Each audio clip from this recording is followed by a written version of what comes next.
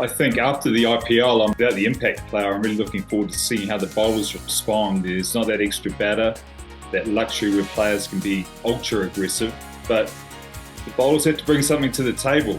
And with different conditions around a number of countries, it's going to be interesting to see how they respond.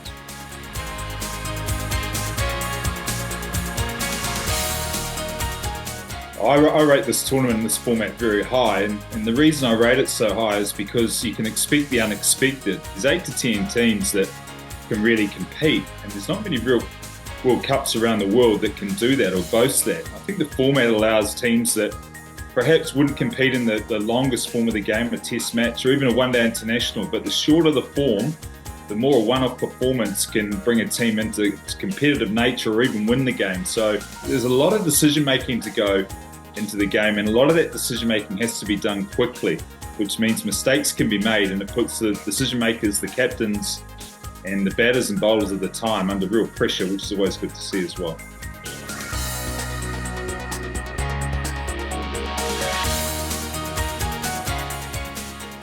I don't expect a great leap, but maybe some small steps. I think the impact player will really enable batters to have courage and really take the game on and take it to a new level.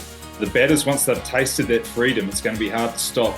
The only thing, the caveat being that there are now wickets and there could be wicket pressure. So depending on conditions, it'll be very much how the batters respond to being under pressure.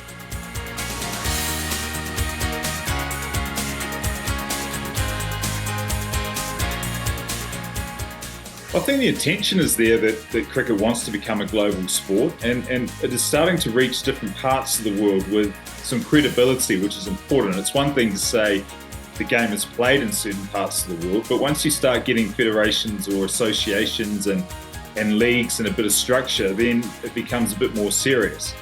Obviously, America is the big push at the moment and has been for some time, but there are other emerging countries. I look at Afghanistan for one, and Nepal, and their development in a short space of time has been really impressive. So it's very much Asia dominated the growth, but it is starting to reach other parts of the world, which is really promising.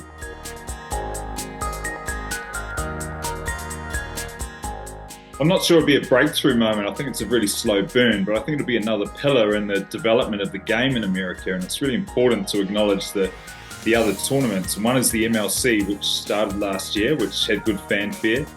And the other important date, as well as this World Cup, is to look forward to the Olympic Games, which will be held in a few years' time. And they are milestone events. They are key world events and will get some coverage. So infrastructure one, you'll get a development of infrastructure in America, and you'll also get that interest. Well, I'm excited about America. You've already seen in the warm-ups, there's been a couple of upsets. So they're on the right path, and given the right conditions, and if it's a nervy game and a poor performance from an established country, then they could cause some problems. There's enough match winners there, again, on their day and in this format that could pose some problems. A good test for them, but they could upset. I don't even know if it's an upset, but Afghanistan are going to be tough work in Guyana to start with.